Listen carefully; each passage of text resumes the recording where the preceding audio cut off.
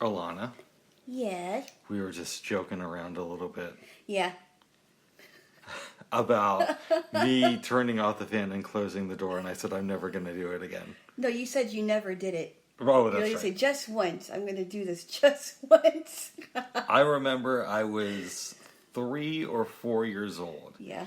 and my mom took me, and I want to say my cousin, to McDonald's. Uh-huh. As we're going there, she says, since we've gone here this often, we're never going here again.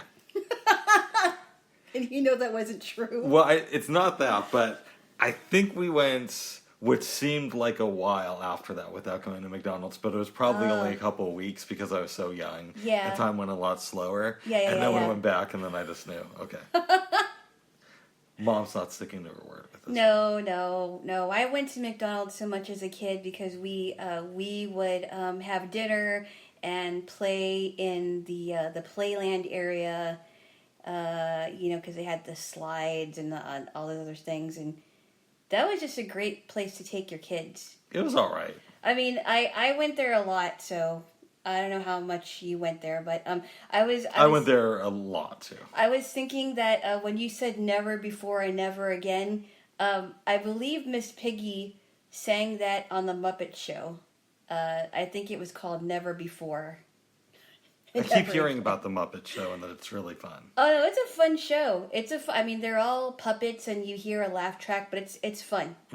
Gonzo, of course, is really weird because he has all these weird things like a dancing cheeses performing, and Beaker. There's some mayhem ensuing with Bunsen Honeydew and his subject Beaker. Nice. He does experiments on Beaker. And then you've got the Swedish Chef, and you said you thought that was funny.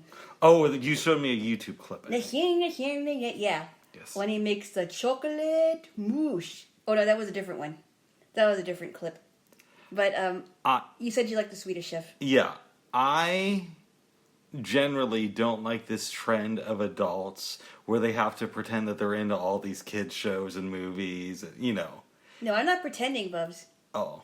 I'm not pretending at all. No, but you go on Facebook and you'll see like a stripper talk about, her clients. Stripper? And then her next post, she's talking about her favorite Mickey Mouse movie. A stripper? No, I'm exaggerating a little bit, babes, but you get the idea. It's like everybody now has to like has to be in the kids. I don't think it's like that with everybody. Like, I'm not pretending that I like these shows because I used to watch it when I was a kid. Yeah. I'm not going to pretend that I didn't like them. Because I'm a kid at heart. I am too, but I was the type of kid who would watch, movies that were... I was the type of kid who would watch Faces of Death. Yeah, so, you were a weird child. Yes. I can't believe you watched the whole thing. Oh my goodness. I would never want to watch that. Yeah. I kind of wish that I didn't see Faces of Death. Whose brainy idea was that? Was that... Well, what had happened was... I think I can talk about this. Yeah. My sister and I wanted to see the movie, and I can't remember if she rented it or my mom rented it for us. That is a horrible, horrible thing to see, especially before you go to bed. I think this was in the middle of the afternoon. Ugh. And I want to say my sister said something like, this movie's been banned in 15 states or whatever. Now, who knows if that's true? Right. People used to say stuff about films all the time. And we were watching it. My sister eventually turned it off because she was in the kitchen and it was near the end of the movie. She's just like, we can't watch this anymore. This is too much. After you guys were close to the end? We were near the end. Oh, jeez. Yes. Why? So all that to say is whenever I see people online talking about who are adults saying, oh, this is my favorite Disney movie, or I love Pluto, or whoever it is, I always feel like, come on, really, it's time to grow up. I don't think there's anything wrong with that. I don't. I mean, Faces of Death person. I don't. This is my favorite victim of Faces of Death. Victim of Faces of Death. No. Here, Bear. No. Here. Oh, Sorry. that's disgusting. Sorry, go ahead. People who saw the movie will know. No, but I mean, I don't think there's anything wrong with saying, hey, this was my favorite movie growing up. No, but people will talk about it now. I don't know. It just feels a little bit like... I've done that with you. Yeah. There's nothing wrong with that. That just means that the person is a kid at heart, and they like watching a favorite movie growing up. There's nothing wrong with that. Yeah, I think a plane is flying over here. Yeah, I think so. Which would explain the We weird cannot stuff. control that. I tried to call air traffic first control, off, and they told me to go fuck myself. Okay. Sorry, go on. Stop. Trying to interrupt me. Go ahead. Don't tickle my please. Okay. On a serious note, I think before we go on, I think we should take this time to remember the firefighters who risked pretty much their lives to save other people from dying at the Twin Towers 20 years ago. And only the firefighters. Everybody no, else. No. Sorry, Okay, go ahead. you know No, babes. Come on, it's a joke. you want to do this episode by yourself? No, come on, babes. It's a joke. Come on. Really? Yes, come on. Sit down. You need a kiss. No. Yes, come on. Oh, you stand up because you're playing with your box. I think No, you're I'm really- just putting stuff away. Okay, all right. I thought you were really good. All right, come on, sit down. I love you, babes. So we can talk about 9/11. This is the day we are recording it. Yeah, 20th anniversary. I really think that we should. Well, not just the firefighters, the people that lay people that were trying to get people out of the building, and just that during that time 20 years ago, it seemed like people were wanted to be nicer to other people because that tragedy completely. The ones who remember it completely changed a lot of things in our country and how we run things. September 10th, I stayed up pretty late, and I was very excited because you may or may not know this. Jay-Z was releasing the Blueprint album the next day. You told me about that yesterday. And I think Jay-Z's gone downhill a little bit since then, but I was a big fan. Oh, I would agree. I don't even listen to any of his stuff anymore. I don't listen to the new stuff. The old stuff still has... there's a lot of relevance to it. But Yes. I was very excited about the Blueprint, and I actually think it's his best album. But it's not reasonable doubt, in my opinion. But that's a story for another time. So, All right. stayed up late, hit the bong a couple of times. We don't need to know that. Go on. Yes, we know you were a druggie back then. Go on. I smoked some weed. Okay. Okay, all right, babes, come on. Stop it. All right, I'm telling you my experience. So I go to sleep, and as you know, I'm a Howard Stern fan, right? Of course.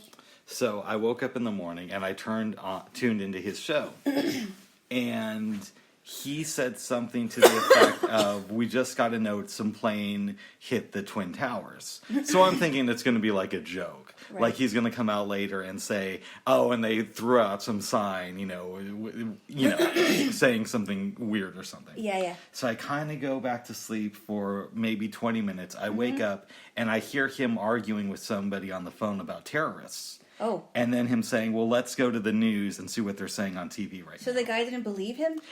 I don't remember the specifics. I was half asleep at the time. Okay. And they're instead of Robin doing the news, they go to like a local affiliate, Yeah. and it's Howard and Robin commenting on the September 11th attacks. Uh-huh. So I listened to them until they got off the air. My mom called me, and we started talking about, well, what is this? Blah, blah, blah. And everything in Portland shut down. Wow. Like, it was all over. I also flipped through other radio stations, and they said, "Oh, by the way, this, and this is shut down in the city today. Wow. Nothing's really going on." Wow. And so instead of going out, I stayed home, turned on the TV. Every channel was about what was going on in New York. Uh-huh. It's all over the news. That night, I'm hearing helicopters flying around the city because nobody knew what was really going on at that point. Yeah. It was just a very bizarre time. And I remember it happened on a Tuesday. I think that Friday, my mom was downtown near Pioneer Square. And she comes home and says, "I saw a man who held up a sign of his sister and said, 'Have you seen this woman?'" Because she was supposedly in the Twin Towers or on one of the planes. Oh. Yeah. And it was just, and I didn't know. It's a tragedy, but it's also even more horrific when you consider how it changed the face of our country. Absolutely. Because you have the initial tragedy, and then you have it used as justification to go into Iraq and Afghanistan. All right, we're not going to make this political. No, but that's what it was, babes. Please. That's what it was. That's what was done. Okay, well. Yes. It probably won George W. Bush. Okay, stop it. Okay, I'm just trying to give you Yes, context. yeah, but you've gone over this and over this over and over again. All right, babes. I don't think everybody needs to hear it over and over again. It's like I'm working with a broken record, folks. Oh my goodness. Well, I love you. Can I get a kiss? No. Okay, I will give you a kiss, but you Get one, Bob. No, I'll give you kisses throughout the day. This is one in many. I also want to say, and I hope I don't get any flack from my girlfriend over here, is I don't believe we know the full story about 9/11. Does that mean that it was a controlled inside job? No. But it means that I think that there were things that the 9/11 Commission kept out. And that we will probably never know about that day. Especially when you look at the emails, Donald Rumsfeld's speeches leading up to 9/11, where there's all that money that was lost. All right. But anyways. Oh, wait, can I continue on with my story? Tell me your story of 9/11. Okay. You've heard this before. I don't know if anybody else has. But I remember very, very vividly that my mom woke my sisters and I up, and this was on a Tuesday morning, early Tuesday morning. I can't remember what time it was because I was so in shock. And she woke me up and my sisters and said, there's an attack on America. And she found this out because her friend, I believe her friend called her up and told her what was on TV. So we get up and we are pretty much glued to the TV, and we're hearing about the two towers that were hit in New York. And unfortunately, my aunt was not where the Twin Towers were. She is a nurse in New York, and I think she was probably attending to patients, but that may have been affected by that. But she was not in the World Trade Center when it happened. I kept hearing stories about people saying, I worked at the World Trade Center, but I decided to stay home that day, and I'm glad I did because it may have saved my life. And I've also heard people say that my daughter or sister or cousin worked at the World Trade Center, and their restaurant got hit, and they didn't survive. So I remember that day, and I also remember going to a local swap meet because we needed to get some things, and it just didn't seem like a lot of people were there. It seemed very, very eerie that there were things that were open and there were things that were closed, or at least it seemed like that. And we were just glued to the TV the whole day. I'll never forget it.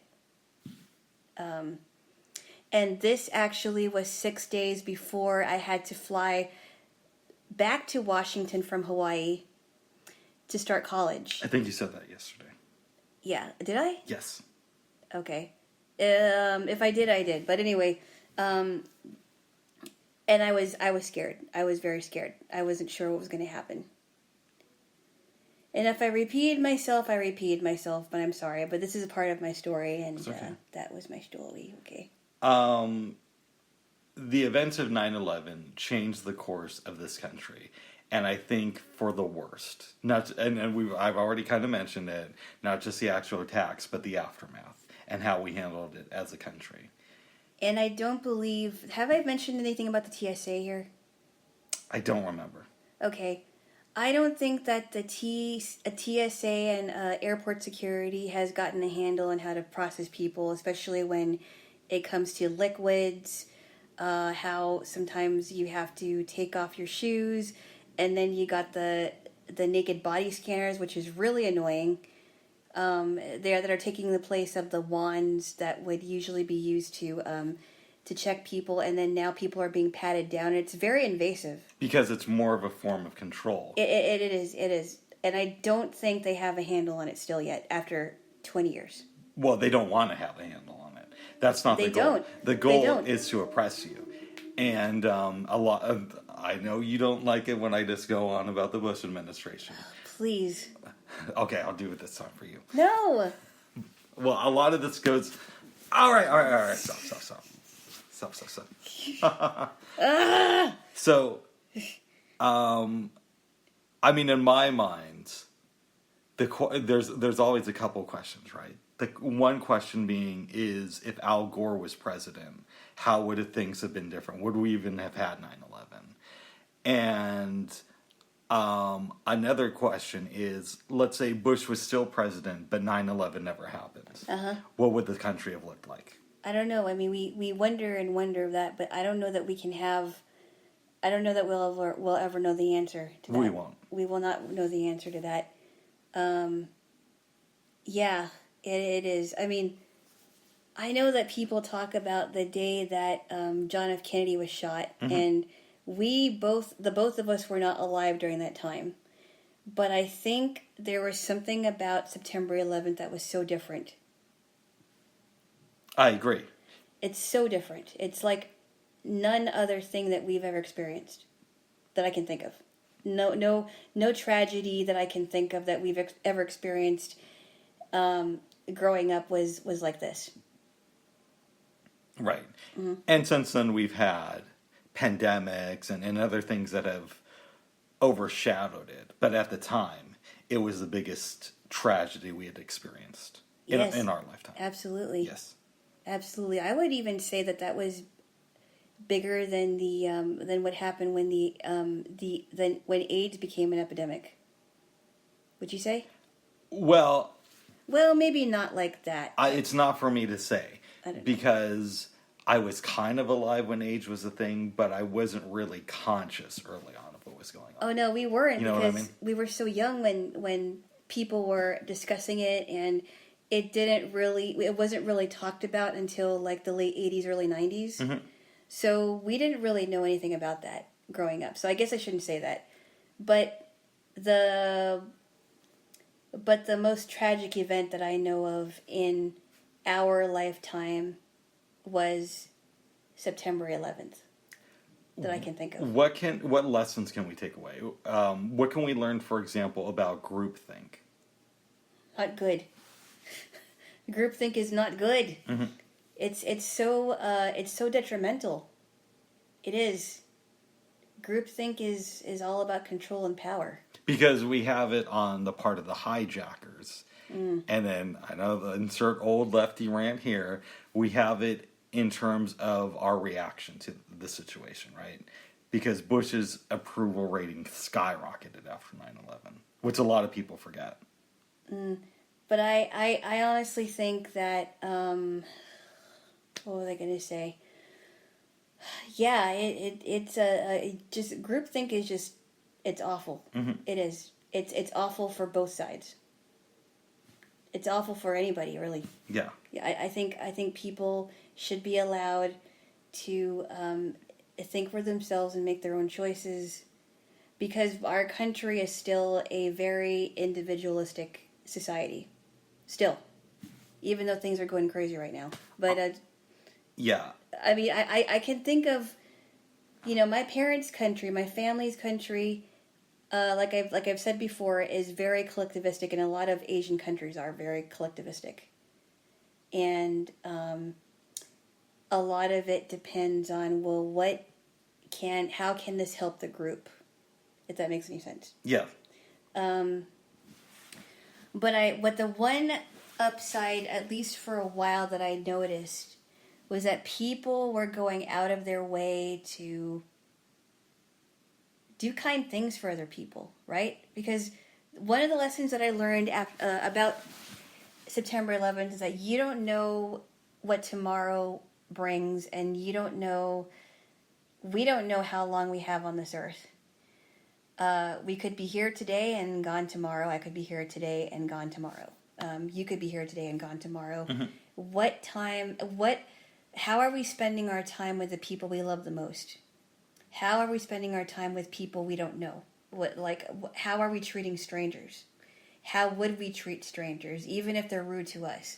It's tough, but spending our time wisely for the time that we do have. That's what I learned. Not just after September 11th, but in the future. I hear you. Yeah. You are only allotted a short time. Yes. We've discussed this before, so I don't want to belay the point, but I hope that you outlive me for a personal reason. I know. Actually, two personal reasons. No, you got to come up with a backup because if it turns out that we do not end up together, for the rest of our lives, and you're gonna have to find a backup if I can't do it for you. I want Alana to be in charge of distributing the things from my will, mainly my archives, and only his archives. And I want her to have some fun with my corpse. But. My party. By the way, I do not advocate necrophilia. I don't either, but this is an exception to the rule. This is an exception to the rule. I can't. I'm sorry. I just will not do that. I'm sorry. I will not do that. That's just disgusting. And I am not going to kiss you because of it. Okay, well, kiss me because of it. No, because I could die tomorrow. So kiss me. Why? Because I could die tomorrow. You. It's not the biggest regret I have in life, so I don't want to put it in those terms. I did start going to demonstrations and protests in the lead up to the Iraq War in early 2003 when I was living in Kona. Yeah. But I really wish I would have gone to more. Okay. I really wish I would have participated more in the anti-war movement early on. All right. Yeah. Okay. Did I tell you that I was in the middle of one? I was trying to go home. You did. Yeah, that was crazy. I was trying to get out of there. Yeah, you got to go to some anti-war demonstrations once in a while. Yes. If it makes sense. I was in the middle of 2 of them, actually. Good. But, And both of them I was trying to get out of there and get to the bus stop. Nice. No, it was terrible because I was like, I can't get out of here. There's too many people. Nice. So I had to get someone to take me out of there because I was just in a mess of people. I know. We should have never gone to war, but that's a story for another time. Oh my goodness. What can we learn from 9/11? And I don't want to treat it like it's a movie because it's not a movie. It actually happened. No, but I realize that sometimes I'll say things and it sounds like when we're analyzing movies, and it shouldn't be treated that way. But about who we choose to collaborate with, because the United States did collaborate with Osama bin Laden back in the 80s. Now that I didn't know, but this, I don't know. I have no answer for that, Bubs. I really cannot. I really can't say. I think people collaborate with other people, but they don't realize who they're collaborating with until it's too late. Interesting. As you've experienced with small collaborations.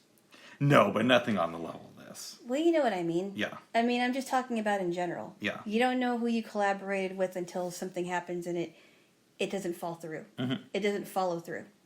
And it falls through before it even starts. Yes. Yes. You just, sometimes you have to take a risk. Oh. But you are taking a risk and it could fall through or it could be a success. If that makes any sense. I hear you. And not a bad, not like a success in anything bad, but a success in something really cool. So you have to risk. Sometimes you have to. Collaborating with the bad guys. Well, I mean, it's one thing if you don't know, but if you know that they're bad, don't risk it. Yeah. Right. It's one thing if you really don't know that they're bad. It's another thing if you find out they're bad later on and you don't realize it until that time. If that makes any sense. Yeah, I mean, I think we had a pretty good idea about bin Laden before September 11th, but it is what it is, babes. Yeah, things happen the way they did, unfortunately. Yeah. Changed the course of our human history. That may be grandiose. It changed the course of U.S. history. Yes, it certainly did. I think for the worst. Yeah, at least for traveling it did. It's terrible. I mean, traveling, absolutely, but war, loss of freedoms, right? So Bubs, what? I thought we weren't going to get political Sorry, again. babes. Okay, sorry. The old Oh, lefty this in me is very coming out. political ranting today. I know. Well, because it's hard to talk about 9/11 for me without talking about what happened after it as a result. I understand that. Mm-hmm. But I don't hear the end of it. And how this country, excuse me, became a lot more conservative, and how people on the left became a lot more closed off to new ideas. Right. So I won't go into it, but it should have ended with Bush, and then when Obama got elected, a lot of this stuff continued, and people on the left ignored it. But we don't have to go down this political rabbit hole. Yeah, but all I have to say in ending the segment is that I really think that the airport should just stop what they're doing, and because before this all happened, everything was fine. You know, you could bring as much liquid as you wanted to on the plane, as far as I could understand it. Well, and from what we know, there may be some stuff that's, behind the scenes, but the terrorists didn't use liquid to take over the plane. They used box cutters. Yes, that's right. You are correct. They did use box cutters. We were hearing about that a lot, and it's like, what does liquid have to do with anything? You that's not the only way that you could hide stuff. Yes, it's a way People of control. people could hide stuff in numerous ways. Yes. And I don't think the body scanners are helping. No, they're not designed to help, though. They're not. I think it's. I mean, even as recently as 2018, when I left for Missouri, and my bag almost did not go through on the way back to Oregon. I was like, this is ridiculous. This should not be happening over and over again. I mean, but now they've got these, really quickly, now they've got these TSA cards. You mentioned that before here. Did I? Yes, like recently. All right. Yes. Well, get one if you don't want to go through. Donald Rumsfeld's family's getting paid. Oh my goodness. Yes. Yeah, the body scanners, they need to get out of there. I know. Need to leave. Anyway, all right, on to bigger and better Let's things. get off of lefty, the potential for lefty rants. Thank you. Even though with me, they always have the possibility of coming up. Thank you. Thank you, babes. Thank you, babes. Gotta fight them over there so we don't fight them over All here. right. All right, all right. babes. We did some reading. Well, you mostly did some reading yesterday because I had to work on the I certainly did. Yes, I had to get paid. But tell me what you That's read. pretty cool, though, that you got that gig, though. Mm-hmm. So, like I said, I'm on the 10th book of the Left Behind series, and a lot of things are happening. Some people from the Tribulation Force are in disguises, and they're disguised as global community officers because they're trying to rescue another member that has been tortured because he won't give up information about where the Tribulation Force's safe house is, which is located in Chicago. So Chloe Williams Steele, one of the people, and Hannah Pale Moon, and their friend and pilot Mac McCullum is disguised as officers, and they're trying to rescue George Sebastian from these criminals. And so it's pretty exciting. So who's this homeboy, George Sebastian? George Sebastian becomes another Tribulation Force member. He becomes a believer after the disappearances in the first book. And you don't meet him until the Mark. But he was supposed to take two teenagers, Marcel Papadopoulos, who is another young believer from Greece, and Georgiana Stavros, who was being held in prison. They were both in prison, actually. Yes. Because they wouldn't take the mark of loyalty to Carpathia. So Marcel Papadopoulos was rescued. Georgiana Stavros was thought to be rescued, but she ended up being a woman named Elena, who ended up killing Marcel Papadopoulos and their friends, this man named Kronos and Lucas Miklos, who were also believers in Greece. So now they're trying to find out where Georgiana really is. They're thinking she may be dead. GC may have killed her. And in the process now, George Sebastian was supposed to pick those two young people up. Nice. And so he got kidnapped by GC. And so now they're trying to rescue him out of there. Well, good. Yes. And so that's a part of the beginning of this book. So Well, you used to give me a kiss then. Why? Because I helped write the book. I didn't want to tell you. No, you did. I didn't want to tell you this, babes. This was written in 90... This was, like, written in the mid-90s, Bubs. Well, I was a good Christian back then. Now give me a No, kiss. you weren't. Well, give me a kiss anyway. Well, that remains to be seen, Bubbles. Oh, back then I was. Give me a kiss. I don't kiss people that say that they will believe is what they want. I don't either, so give me a kiss. No. I want to make an exception for you. Come on. Ah! Come on. I've got my boyfriend's weird, ladies and gentlemen. No. No, Bubs, I'm just kidding. Thank you.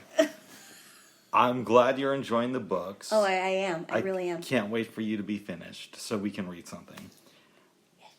I kind of started reading a book yesterday called Chefs, Drugs, and Rock and Roll.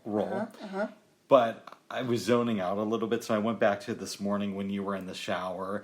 And it's talking so far about the chefs in the 1970s who kind of started to shape our culture. Like the author interviews Alice Waters, which is the point I heard where I'm about at. Alice Waters, yes. And then this other guy, I wish I remembered his name. They're saying that he's super influential in the cooking world, but he's never even been nominated for a James Beard Award. Was it Graham Kerr? No, it wasn't Graham Kerr. Okay. Somebody Graham Kerr else. is from England. This guy's not from England. Okay. But Alice Waters was talking about how she just kept cooking for her friends, and she was an activist back in the 60s, and she did LSD. Of course. And got LSD, Alice. She did it once, according to her. LSD. Oh, and eventually, it was because of her one experience, she said that at least this is what I got from the book. Maybe it wasn't intended this way. The impression I got was her one experience with LSD helped give her the confidence to open her own restaurant. That's what they all say. That's what they all say. That's what they all say, Bubs. They all say, Bobs. But that's I heard her name before. Yes. I heard her name before, but I always get her confused with the author Alice Walker, who wrote The Color Purple. Yeah. Which is a very good movie, by the way. Did I tell you, babes, that I knew somebody who was friends with somebody who knew Alice Walker? Really? Yeah, this was a buddy of mine when I was living in Kona. Him and I used to do some poems together, right? Oh, that one you told me about, yes. Yeah, we worked on the organic farm that this lady owns. Is that the one that you did a duet with, a duo poem with? Yeah, that's what I just said. No, I knew that, but I wasn't sure if you guys were just performed separately and... Well, we did separate stuff, but we also did a lot of stuff together. Okay. And so one day I'm over at the farm and he's like, hey, Rick, we should do our poem for so-and-so. She might tell her friend Alice Walker. Yeah. Wow. Yeah. That's funny. Really? Yeah. That is interesting. It was really cool. Wow. And you have not seen The Color Purple or read the book? No. No, that is, I got to show you that movie, Bubs. It is very good. Yes.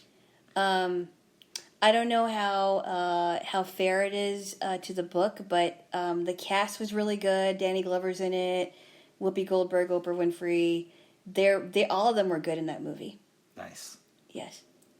Well, next weekend we're going to be watching another movie that deals with slavery. The Gone with the Wind. Gone with the Wind. And I suggested that we watch The Help afterwards. Yeah, which we could do that, but next night we should do something a little bit more fun. Not that those aren't fun movies, but they're kind of like deep and heady. Well, we could do some. Well, we can watch.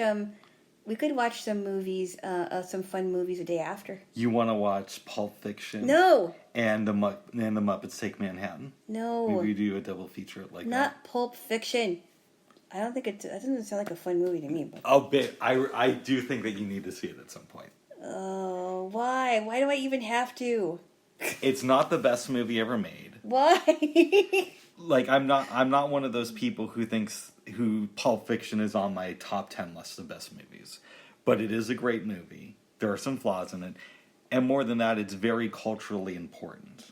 But why? Because it was such a culturally important film. I know, but why do I have to watch it? It gives you some insight into what was going on in America. And it gives you some stuff to think about. And then you can, as a student of film, you can talk more accurately about, the medium. I'll think about it, love. Okay. I'm not gonna promise you anything. Oh. I'll think about it. I will watch a Disney movie with you if we pair it with Pulp Fiction. Next Saturday. Well, wait. What makes you think that I'm gonna even say a Disney movie? What if I want to watch a Muppet movie and something else? Oh, that's true. I will. Well, Muppets is Disney now. Well, no, but back then when Jim Henson was still alive, they were not. But they are now. The Muppets Take Manhattan was not a Disney movie. And I just threw that out. We didn't discuss it ahead of time, but I think that would be an No, we interesting didn't. double No, we feature. didn't. Yes. No, we didn't. That might be a fun double feature. Oh, Bubs. Bubs, I do not make you watch movies, all right? No.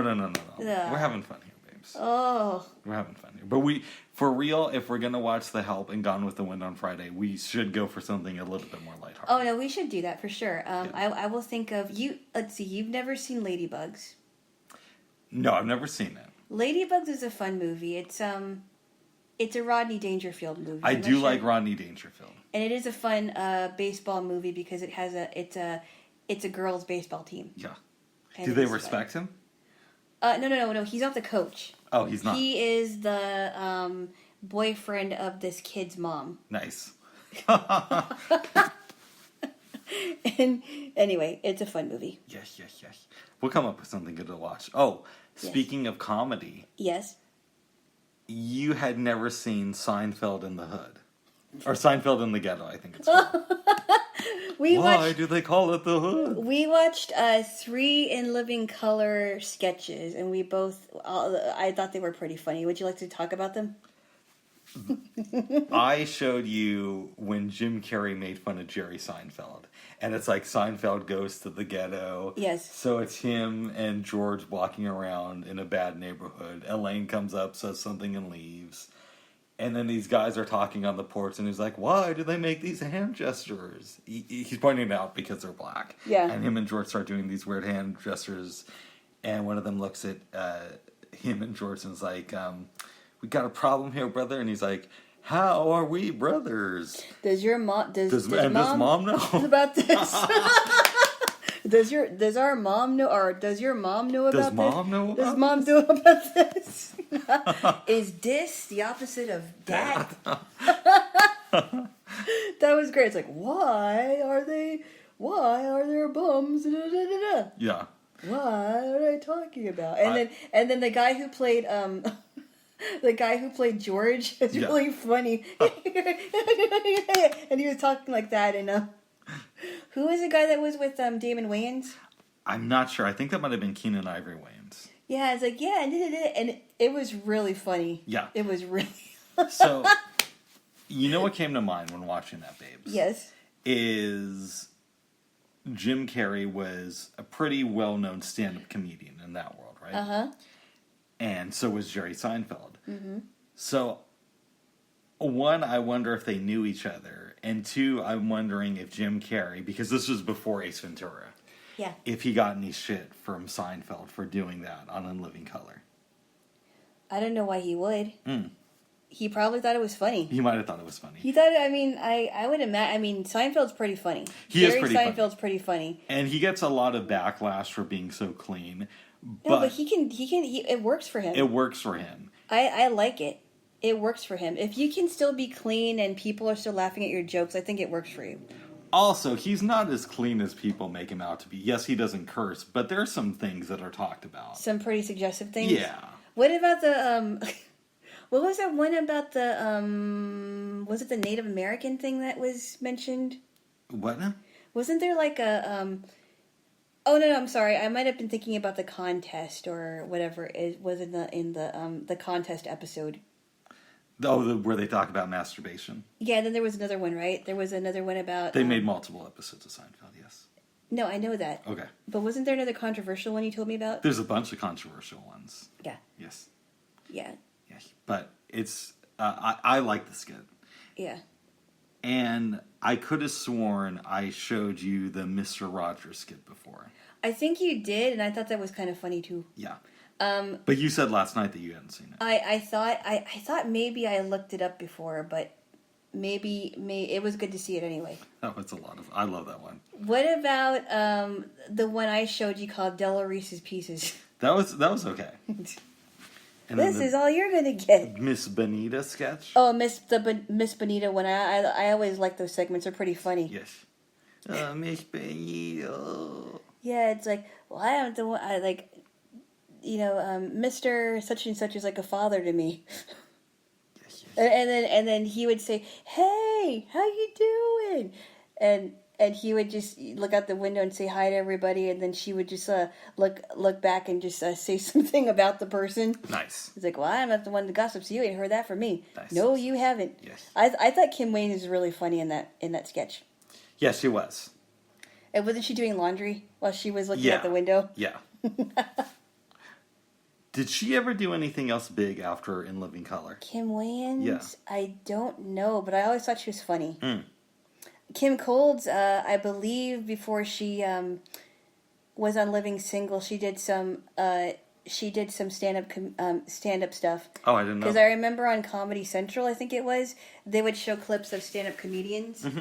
And some of them were pretty funny, like Rita Rudner I thought was kind of strange, but she was funny. This lady that called herself Vicky Vibrette. I don't remember that. I forgot what her name was. Susan something. That was her real name. But Vicky Vibrette was this southern lady that lost her husband died at a Christian amusement park. Nice. And she did the song on guitar. And when I was a kid, I thought it was kind of weird. But she did a song called "I Love Your Private Parts," and you gotta look that one up, Bubs. Nice. It was funny. Yeah, but Comedy Central would show like clips of comedians. I remember that. Yeah, and I think they showed Kim Coles. Wow, that's cool. Yeah. I didn't watch Living Single that much. I enjoyed it.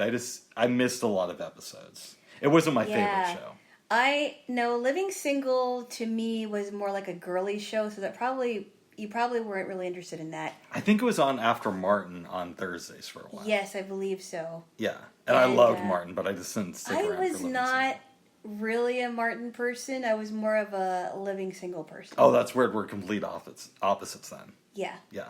I mean, I did like the Shanae character, and Tommy never had a job, or we didn't know what it was. We didn't know what it was, and Tommy ended up with Pam. Mm-hmm. And and Martin always made fun of Pam, and Martin and Gina always argued. Yeah. And didn't you say he got in trouble? Tisha Campbell sued him for sexual harassment. But I heard that they're cool now. I've heard that a lot of that they've figured out a way to be cool with each other, and there was a picture taken of the two of them eating lunch together a couple years ago. Oh, okay. So they're on good terms now, which I normally don't like show reunions, but if they did a Martin reunion, I'd probably watch it. Well, the Fresh Prince reunion was great. That was surprising. That was a lot better than I thought it was going to be. Yeah, and we were watching it the first time together, correct? Yes. Yeah. I mean, they played too many clips. Yeah. And I don't like that, but you already know my feeling on that. Yes, I know. Yes. I never hear the end of it. Oh my god, yes you do. Okay. But I also thought it was really cool that, like I've said when we talked about this before, that it was very cool that Will Smith took the time to interview Janet Hubert. Yeah, Hubert. Yes. Whatever, Hubert. Yes. Janet Hubert. Yes. So hopefully Martin and Gina can do another, I don't know, season on Hulu or whatever. Oh goodness. Yes. I don't know if I want a reunion show. Yes. Remake. No. You know what else I was thinking about, babes, just now? Uh-oh. Is Will Smith has made 3 movies with Martin Lawrence, right? Yes. And the Bad Boys movies. Yes. And I've actually only seen the first one, even though I'm a fan of both of them. But as far as comedy goes, I think Martin is funnier. But obviously, because he's a stand-up comedian, right? Did you see Big Mama's House? I saw the first one. I think I may have seen part of the first one. Yeah, I mean, he really likes dressing in drag, which I ain't hating. I'm just pointing it out. I just think it's funny. Maybe he just thinks, oh, this'll give me add momentum to my career. Maybe or maybe not. But the thing I'm wondering about is Will Smith is like this squeaky clean person, or at least that's his public image, right? Right. And he's gotten some fire in the rap community for dissing MCs who swear. Now, some of that is taken out of context as well. Mm-hmm. But I wonder what that's like for him working with Martin Lawrence, who's a little bit more controversial, right? Maybe he just... Well, I mean, this is just my opinion. Maybe he just kind of is like, oh, okay, well, if that's him, but I'm not that kind of person. Mm-hmm. I'm not that controversial. I just say how I feel, and if they want to be lewd and crude and all that, then that's fine. But maybe that's just not his thing. But you don't think he's hating on Martin Lawrence, or Martin Lawrence? Maybe not. I mean, I don't know. He doesn't seem like the kind of person that would go out of his way to hate on people. Yeah. He actually seems like one of the most, and I'm not saying that he is like the most genuine, but he seems pretty genuine. From what I've heard, he's pretty genuine, and I've met people who've met him. Yeah, and he sounds like a really nice, like a genuinely nice guy. Mm-hmm. Especially when you played that clip for me, and didn't you say you met someone who said who met him and said that he treated me like I was the only one in the room? Yes. Yeah, I don't want to go too in because I think we've talked about it here before, but the person I met said if you didn't know that Will Smith was a celebrity, you just think that he was a guy who was really interested in you. Because Will Smith apparently made the whole conversation about this guy and not about him. See, that is one of the things that won me over, Bob. Thank you. Because even though it kind of freaked me out that you're asking me weird questions, you actually showed me that you were interested in what I had to say. Yes. And it wasn't just about you. Well, I got that from when I used to date Will Smith. And very good, folks. Very good. I did not date Will Smith. For a joke. Yes, that was clearly a joke. That would be a funny sketch, though. Yes. Could you imagine? Yes. Can you imagine? Oh, one person thinks it's a date, the other one doesn't. Yeah. So tell me about you. What, is this an interview or a date? Yes. No, I'm just kidding. No, that's one of the things that really that I really thought about, because a lot of guys don't really care about what, or if they do listen to a girl, it's only because they want to get with them. Yeah, I like that too. But it's only part of the equation. But I mean, when we would talk early on, it seemed like you really were interested in what I had to say, and you didn't just want to hang up the phone after 5 minutes. Mm-hmm. And you didn't just want to turn your head away because I said something that you were shocked about or whatever, or you didn't think that I would feel this way about certain things. I mean, I was a little bit taken back when we were at the burger joint and you started talking about Donald Trump, but it didn't it freaked me out, but I didn't feel offended by it. Right. Yes. Well, I mean, my thing is if you're honest, if you're upfront and honest, then I figured, well, that you would respect me more if I was like that instead of being a phony baloney. That's right, babes. Phony baloney, the tiger. Yes. I had to say that. No, I just didn't want you to get the impression I was fake and phony, because I never want to come off as that. Good. I always wanted to be authentic, as the kids would say. Yes. Talk about being authentic. Yes. And being real with people. I never want to come off as being something that I'm not.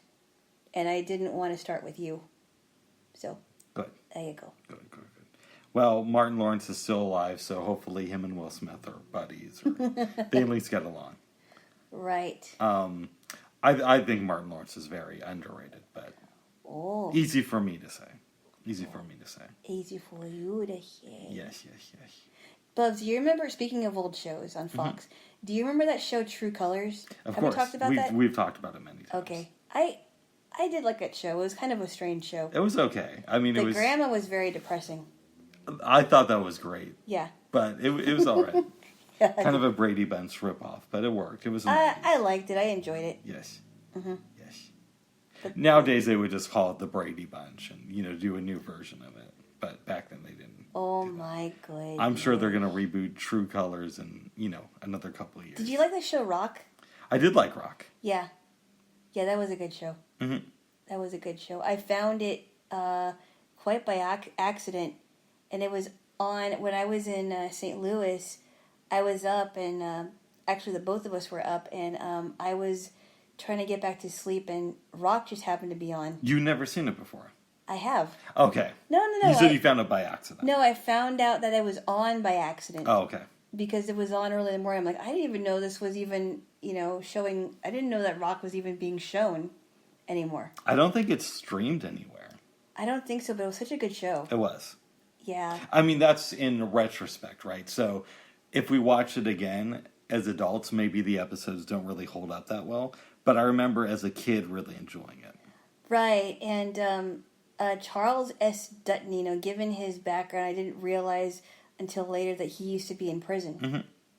Was that because he almost killed somebody or something? I forget the specifics, to be honest. But he was in prison, and he really made something out of himself. He did. Mm-hmm. He became a really good actor. Yes. And I don't know, I remember who played Eleanor, his wife, but she was really good. Yes. And they were trying to have a baby, and They ended up adopting a little girl. Not a little girl, but she was like a teenager, right?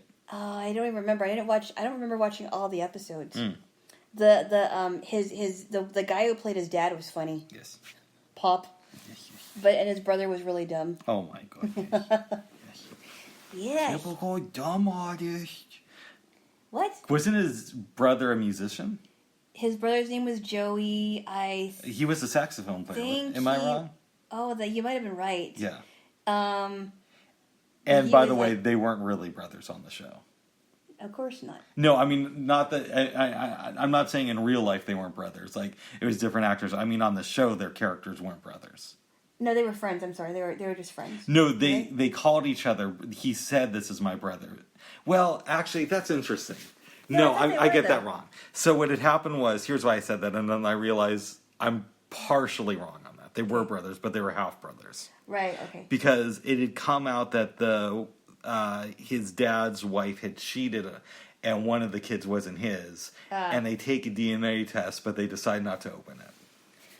So they were half brothers. They were half brothers. Yeah. It was implied that they were half brothers. Mm-hmm. Okay.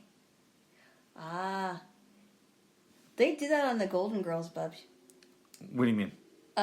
Dorothy and Sophia took a DNA test because the friends of the family were saying that Dorothy was their daughter, and they took a DNA test, and Sophia's like, well, even if it said that the DNA test was false, that you weren't my daughter, I would still be your mother or whatever it was. Did they look at the DNA test though? No.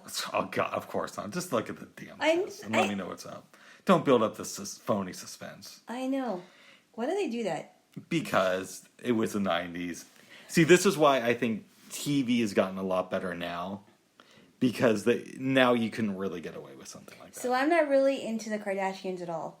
I hope not. I'm not. We are breaking up if that's... No. I can't stand them. Okay. I mean, except for like rescuing people out of prison.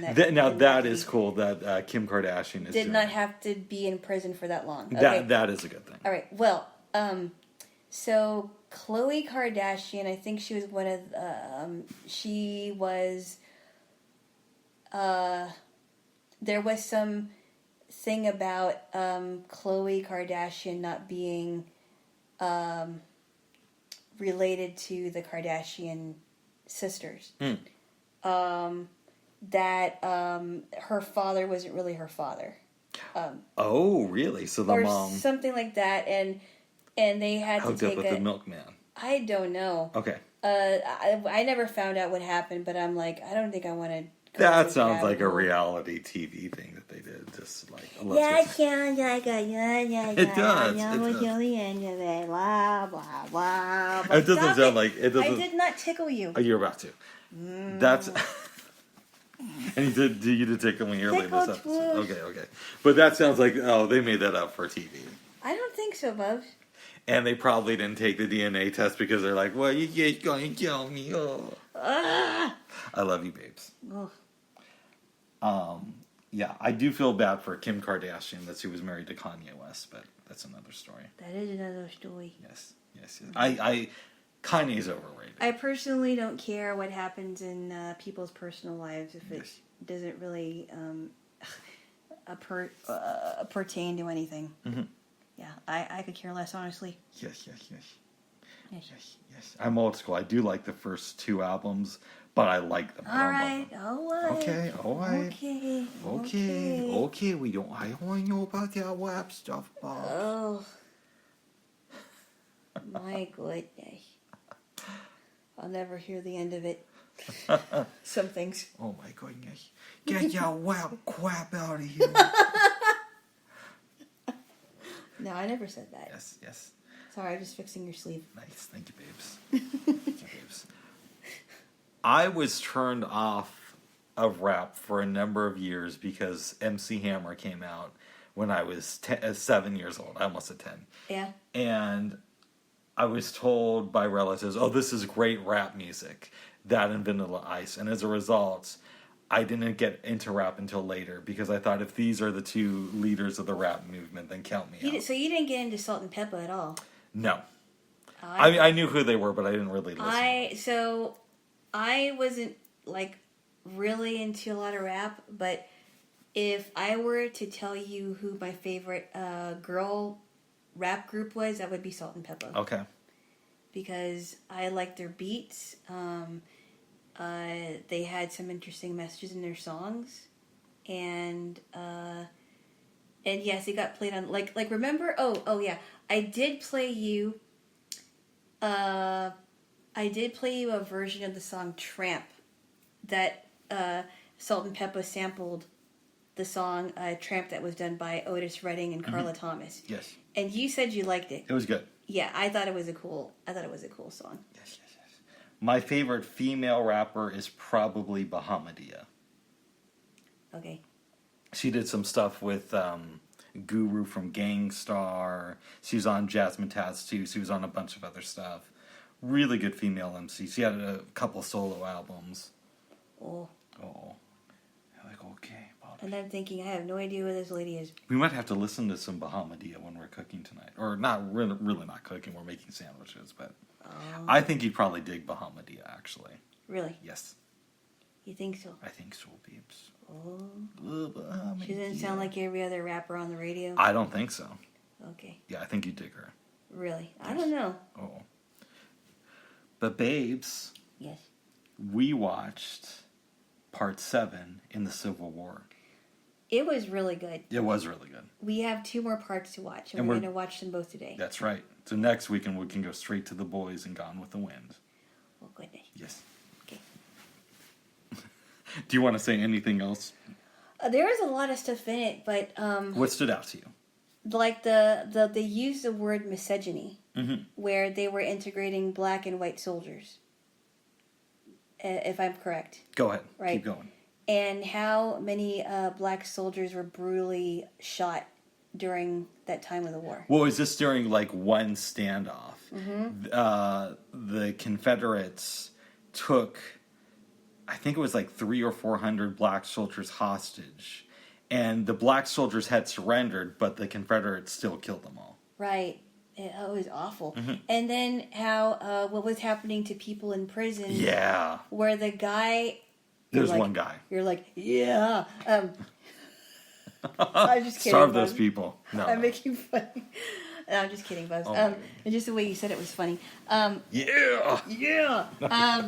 The guy said the guy that was narrating said that the person leaving the note said that he came into prison weighing 165 pounds, and then he came out of prison weighing 96 pounds, and they said that he was still more stout than other prisoners. They showed photos of a lot of these prisoners, and they looked almost like skeletons. It's awful. Mm-hmm. Awful. Because they were being starved to death. Terrible. Yeah. Oh, and then how Robert E. Lee and Mary Lee's front yard was made into Arlington Cemetery. That was cool. That was very interesting, wasn't it? Well, they had to find a way to bury the bodies. I thought that was cool that they did it in his front yard. That must have really and somebody was buried. And somebody was buried in his wife's rose garden. Oh, good. Oh, there's roses, and there's a body in here too. Yes. It's very cool. I'm glad I get to experience it with you.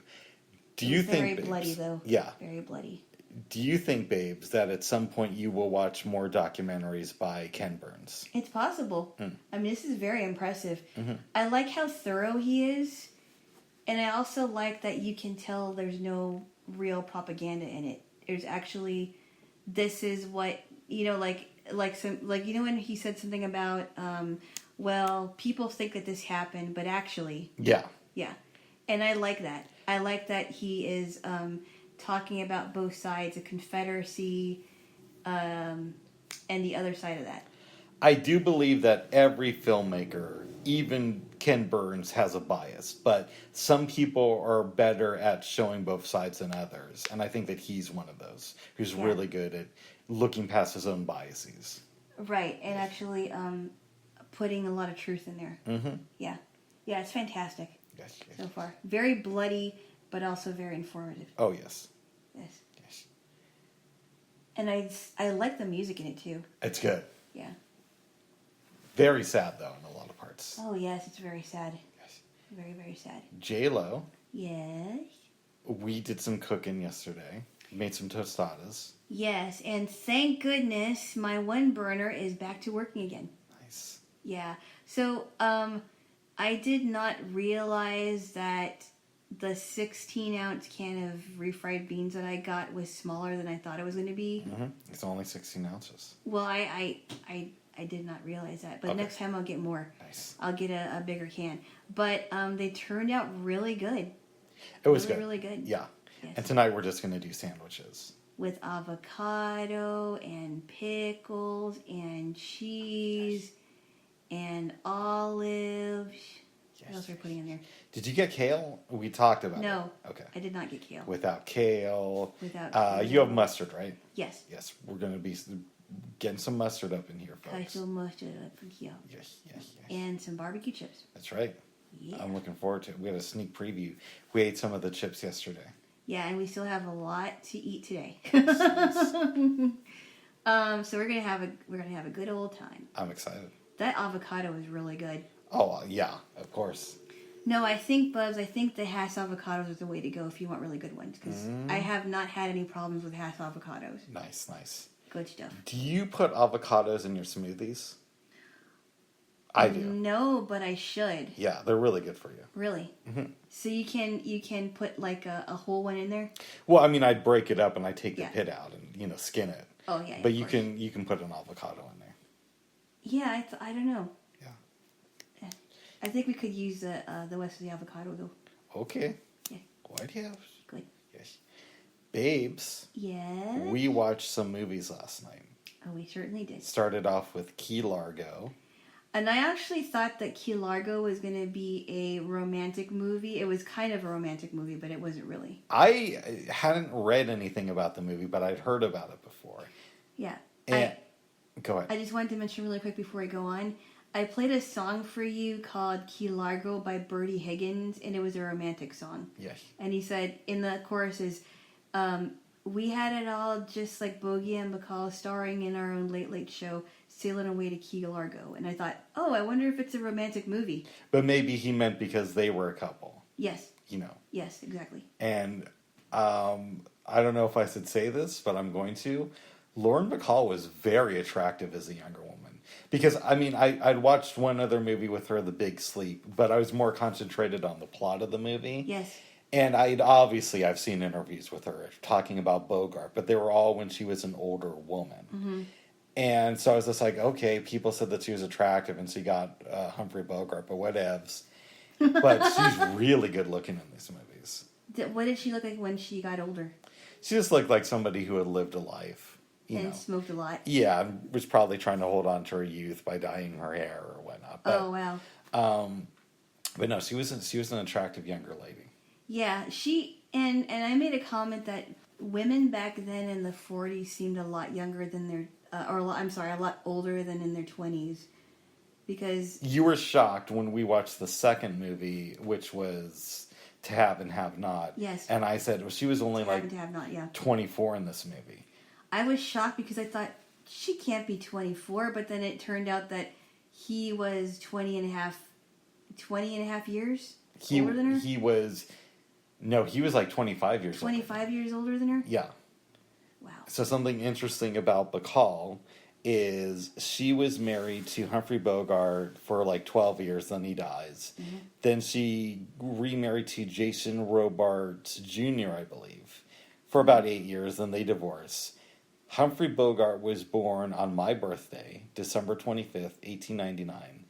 And Jason Robards Jr. died, we checked with Miss A, on December 26th, 2000. So her first husband was born 101 years and 1 day before the death of her second husband. That's so funny. Yes. Yeah. Yes. Wow. Humphrey Bogart was old. He wasn't that old when he died. He wasn't that old when he died, but if he was 56. alive, now he would be way past 100. Yes, but it's unlikely that even if he didn't die in 57 that he would have lived that long. But he wasn't really taking care of himself either. No. I mean, he really had a big smoking and drinking problem. thing. And drinking thing, yeah. Yes. Did he have like lung cancer or something? Or Well, it might have spread to his lungs, but it started off in his esophagus. Ooh, not good. No. Yes. No, but he's dead now. I honestly, so Lauren Bacall you said was attractive, but I didn't like her singing voice like you did. Yeah, well, maybe we should talk about the plots of the movies. We should. Okay. Do you want to start with Key Largo, or would you like me to? I'll set the setting for Key Largo if I can remember. Oh. So, not Harry, I'm sorry, what's his name? Frank... McCourt? Was it McCourt or McCourt? Was it Frank McCourt? No, Frank, I forgot what his last name was. I could have sworn it was McCourt. He was visiting, right? He was visiting Key Largo with some friends of his. No, it wasn't. Right? No. Oh, wait, I'm thinking about the other movie, I'm sorry. Okay, wait a minute, you started. Do you want me to start Go it? start. Okay, so Frank McCourt, I believe, is his homeboy's name. He is going down to Key Largo to see your girl, Lauren Bacall, and her dad. Nora. Because, yes, he knew Nora's brother during the war. But the brother passed away, obviously. Or not obviously, but he did. Yes. On his way there, the bus gets pulled over, and they say they're looking for some Indians, which is politically incorrect, but what they mean is Native Americans. Whatever, same thing. The same gift. Same gift. Different, one country, but the same meaning. Oh my goodness, go on. Okay. There's a reason. We won't get into that here. No, we won't. Okay. I know what the reason is, and I'll hear the end of it. It's not to sound woke. But anyways. That comes up later in the movie. He goes to the hotel where Nora and her dad stay because they run it. Okay? He's hanging out in the bar. There's a woman there who is a little bit drunk and she's gambling, and one of the guys hits her. He goes out, talks to the dad and Nora, and then goes back inside. And one of the guys who was in the bar says, "Hey, we weren't trying to be mean back there, but this is a situation with this dame. And we rented out this hotel because we're just some guys who want to fish. Yes. Can I buy you a drink to show you that there's no hard feelings?" He says no. Bunch of stuff ends up happening. And eventually there's a storm or a hurricane that comes into town. And it comes out that these guests are actually like gangsters. Yep. And there's a head one named, I want to say... Johnny Rocco. Johnny Rocco. Yes. Played by Edward G. Robinson. And he is, it's implied that his girlfriend is Gay Dawn, who's the drunk lady. And also that Rocco's best days are kind of behind him. Yep. Okay, so they're taken hostage. And Rocco is, showing his power. Mm-hmm. The Native Americans who were accused of this crime came to the dad And he said, listen, I know you're not really guilty, but you got to turn yourselves in, and we'll get this whole thing sorted out. Yep. They're outside trying to get into the hotel. Rocco's saying that nobody is outside. Mm-hmm. Eventually, they get inside the hotel, and they tell the old man, shame on you for not letting us inside. Yep. We could have died out there, and they Yep. leave. Yep. Rocco needs to get away. But he has nobody to really handle the boat. Mm-hmm. Earlier on, when they were out on the docks, some of the men heard Bogart say that he's really good at boating and that it was his first love was a boat. Yep. So they tell him, hey, bro, you're going to come with us. And if you don't, you're going to basically be swimming with the fishes. Yep. Okay? Cop comes and says, there's some discussion, and eventually tells the old man, the dad, hey, you're guilty of this crime. I'm going to find those Native American boys. And he ends up killing both of them. Yep. Okay? Bogart says, okay, I'll go with you guys. Johnny's girlfriend, gay... You just call her gay. Gay. Yeah. Goes to hug Johnny. She takes his gun and she hands it to Humphrey Bogart. Yep. And I think, if I remember correctly... You don't, but go ahead. Hey! No, go ahead, babes. She and Nora are telling Frank, what are you going to do? You gotta run. They're suggesting that he runs. You gotta get out of here. But they're surprised when he goes on the boat with them. Yep. Okay. And they're like, and Gay was like, I wish he would have just run. Bogart and the gangsters are out at sea. And what was that? I don't know. Oh, but you heard that, right? I know what it is, but I'm not going to say.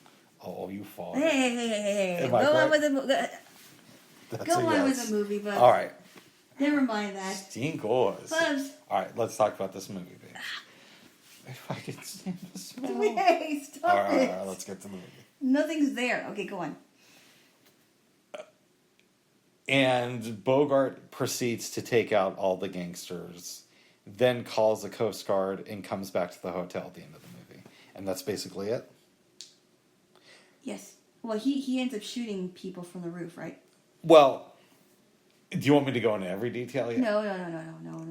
You don't have to. Yeah, he shoots a lot of them, but one of them, he gets off the boat because he tells them that the engine stalled and to look over the side. And then Bogart just, takes off at full speed and the guy falls over. Did we mention the little jokes that we found in the movie where Nora is introducing the Native Americans to Frank? What was the joke about that? Remember when she was talking about the mama and Oh yeah, the lady who's like 108, but she acts like she's 112. Yeah, like she has a son that's like 112. Yeah. I thought that was cool. And Humphrey Bogart gives a cigarette to this lady who's in her hundreds. Yeah, there were some funny things in the movie. I liked it. The lady who played Gay Dawn, I guess her real name in the show was supposed to be Maggie Mooney, and she was going to be a star, and she had the looks and everything, but she started drinking her life away. Yeah, and then Edward G. Robinson makes her sing for everybody because he says, you're not going to get a drink unless you do that. Yeah. And he refuses to give her a drink because he's like, oh, you didn't sing that well. And because you were awful. And she starts crying, and then Frank goes over there and gives her a drink, and she's like, thanks a lot, fella. Yes. Which is very strange, but it's like she couldn't do anything with. I mean, she was so dependent on her alcohol. I really enjoyed this movie. It's not my favorite film, but I'd give it a strong 7. I would too. Let's talk about it in a deeper way. Okay. Edward G. Robinson. Yes. I don't know a lot about him. I've seen one other movie with him. Yeah. And that's my fault. I should watch more of his films. films. What is it? What movie did you see? He played the older man in Soylent Green, who's friends with Charlton Heston. Oh, I don't think I want to watch Soylent Green, but... There's a couple of great scenes in the movie, but overall it's not that good. Okay. Okay, but from what I understand, again, not knowing his stuff that well, is he was pretty popular in the 1930s for doing these gangster movies. Yeah. And his popularity, from the way I understand it, kind of started to wane after that period. So in a way, he's playing a gangster who's past his prime, just like he kind of was in real life. Mm-hmm. And I'm wondering what you think about that. Playing a character that has been. And it's by an actor who isn't as successful as he used to be. I find it very interesting that he would play a character like that. Why is that?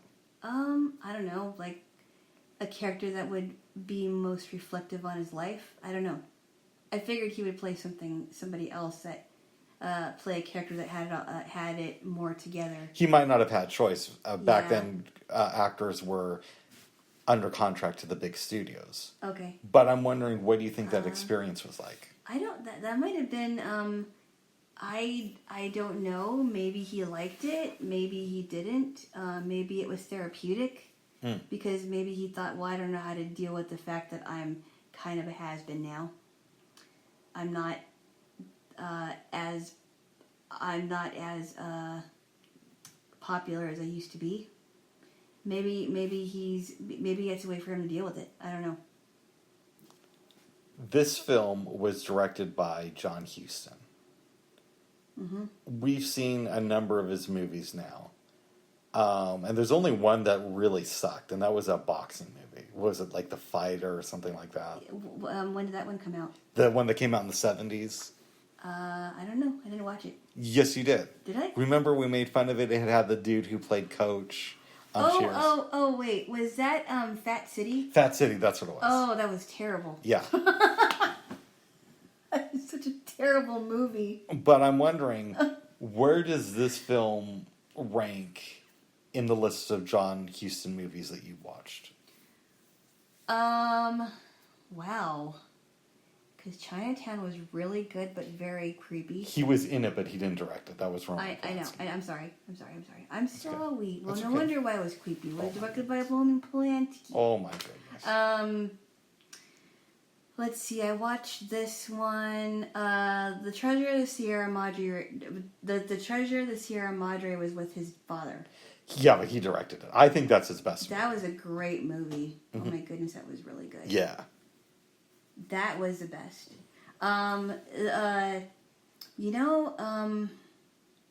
Key Largo is up there, but I think the Treasure of the Sierra Madre was the best one. I agree. So good. Yes. So we're going to watch another one tonight called The African Queen. Which Huston directed as well. So we'll see how good that one is. Yeah. But the Treasure of the Sierra Madre right now is the best one. He did a lot of cool collaborations with Bogart. Wow. Like, their films really stand out. Yeah, I'm really enjoying the Bogart films. Yeah. It's fantastic. Yeah. Yeah. Yes. Yes.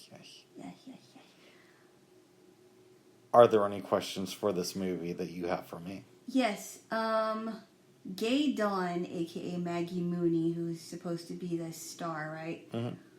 What do you think... because this lady was really good. Yeah, she was. And I don't know what kind of an actress she was before this. I don't know how popular she was, but... what do you think... Did you like her performance when she was singing? It was okay. I liked the performance overall, though. I thought she was good in the movie. Everybody showed up as far as actors go. I didn't feel that there was really a bad performance in the movie. Yes.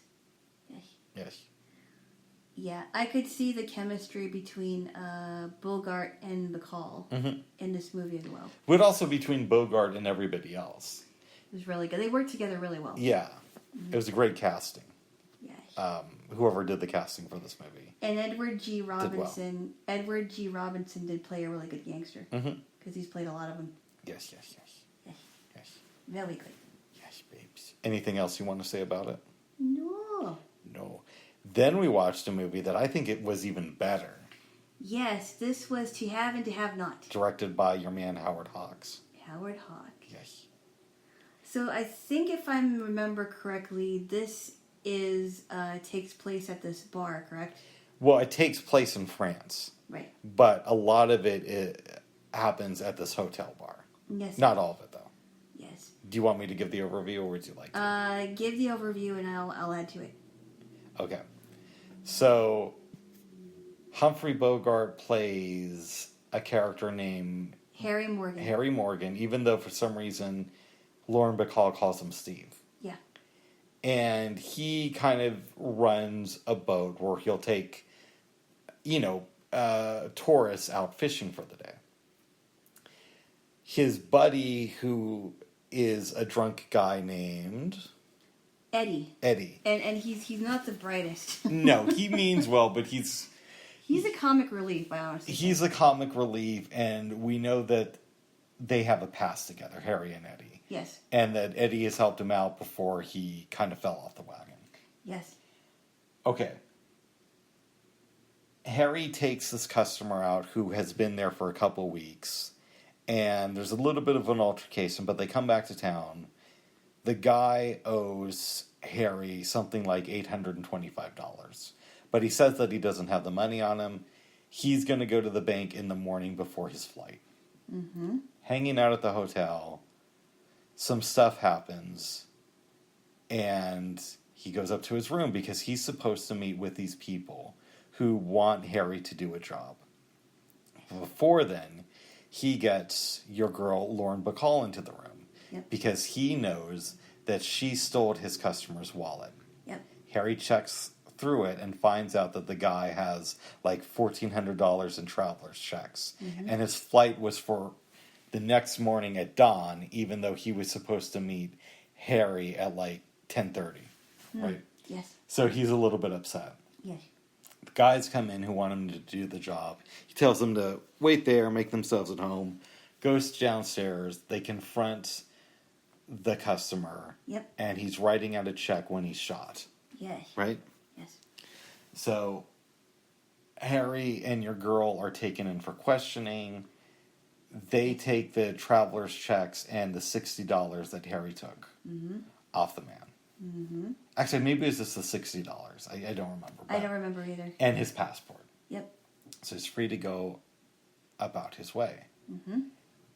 And what are you scratching something? No, I'm just moving my hand over the side of the nightstand here. Oh, good luck with that, okay? I won't do it anymore. No, you can do whatever you want. Oh, wait. You can do whatever you want. Oh my goodness, you just knocked on my head.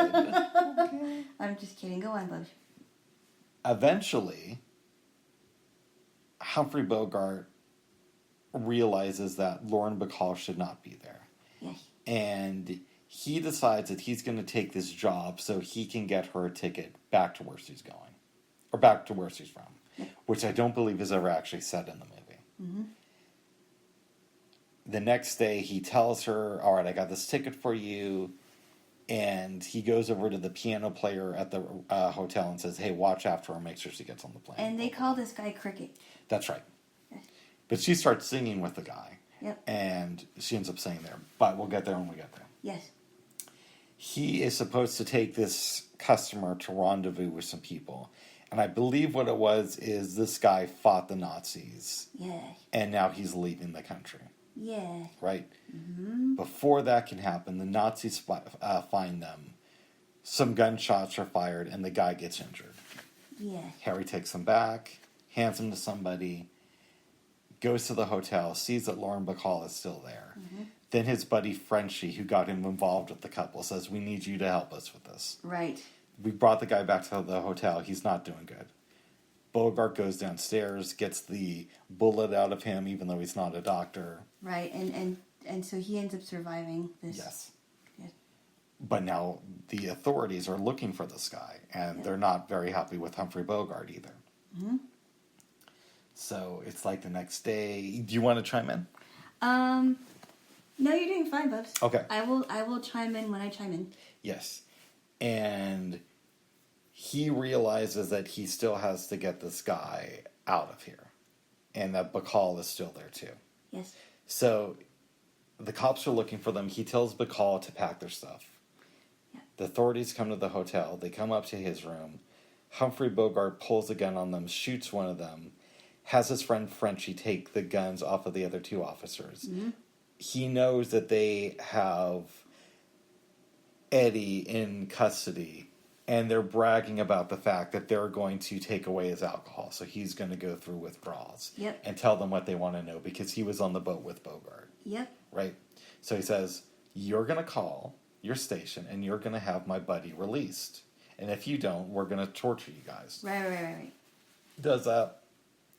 Frenchie agrees to keep the guys at the hotel for a while. Mm-hmm. Bogart gets Bacall. They get the couple who, were supposed to leave the country. And that's basically the end of the movie. Yes. Am I missing any important stuff? You got to hear some weird singing from Bacall. Yeah, because she was singing. She got a job singing there because remember when Frank was gonna not Frank. I'm sorry. No, Harry. I mentioned that part, but I didn't talk about that. You got to hear her sing. I got to hear her sing, and I didn't. We both didn't like her voice. No. And she was gonna do whatever she could to get Steve. Yes. Yeah. I don't know why she called him Steve. I don't know why she called him Steve, and I really don't know why he called her Slim. But his name is really Harry Morgan. He said that was going to be his nickname for her, Slim. Yes. We never find out what her real name is, but it was really a fun movie. I enjoyed it a lot. And I liked the music. I thought the pianist was very good. And it was just fun.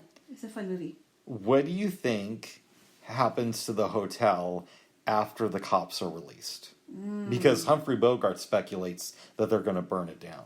I think that's what happened. Yeah. Yeah. Unfortunately. I think that's what happened. Do you think that Steve and Slim end up together? Yes.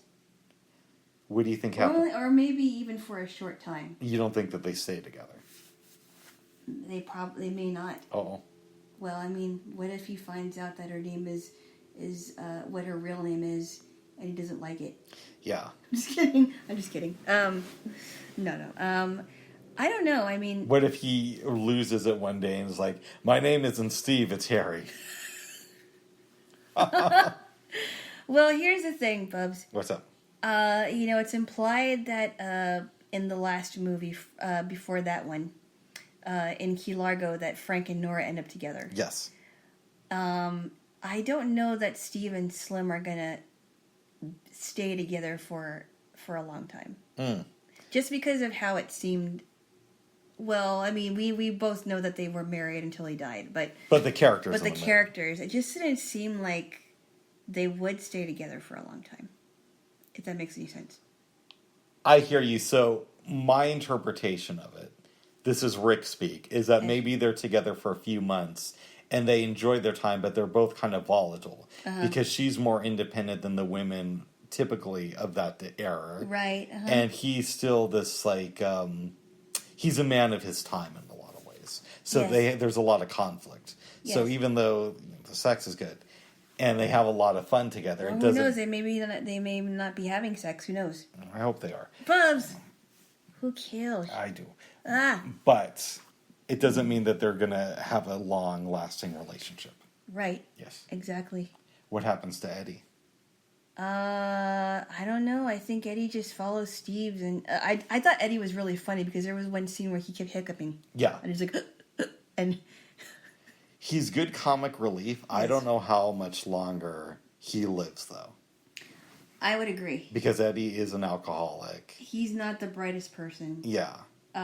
He likes to follow Steve around. I don't think he lasts very long. What is their history together?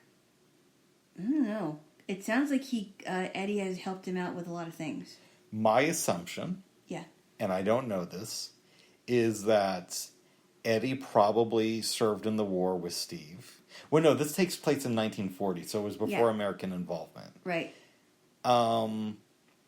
They probably went through some stuff together, and as a result, Eddie has some form of PTSD. Right. So he can't really handle reality. Yeah. Yes. And so he kind of reverts back to being the way he is. Would you recommend this film to your family? Yes, I would. What would your elevator pitch be? I don't know. Oh. No. It's just to say that it's a very good... This seems like one of Humphrey Bogart's lighthearted movies. Mm-hmm. And I think they would really enjoy it. Yes. It's good. I would definitely recommend it to people. And Key Largo's good too, but this one's better. This one's better, but that's not taking anything away from Key Largo. No. Because it's not like this is a great movie and that one sucked. Right. You know.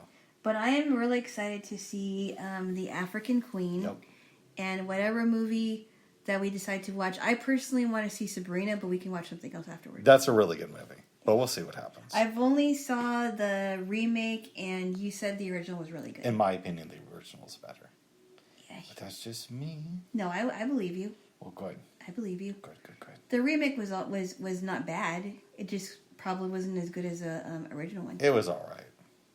Yes, thank you for playing with my ear. You're welcome. Are there any other comments or questions you have about this movie? I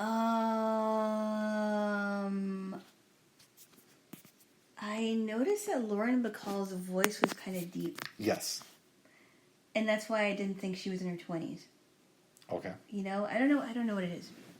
Usually when I think of a 20-something-year-old woman, and you know, women's voices are different all over. But when I think of a 20-something-year-old woman, her voice would sound like somewhere around my range or higher to me. But Lauren Bacall's voice was deep. She lived a life, though. But she did live a life. But I thought she was great in this movie. Mm-hmm. Yeah, fantastic. Yes. Yes. Anything else you want to say, or do you feel good about it? No. No. I feel good about it. Should we maybe wrap this up? Yeah. Have some snacks and then watch 2 episodes of The Wall? Unless you want to read some before that. Maybe we should do an episode of The War, read, and then watch the second episode. What do you think? That's good. And we should have some snacks first. Yes, we should. And, some other stuff. Oh my goodness. How do you know I was going to say that? I don't know. Oh my goodness. Okay. All right, babes, unless there's anything else you want to say. No. Whatever you do today, have a wonderful day. That's right. Bye-bye. Bye-bye.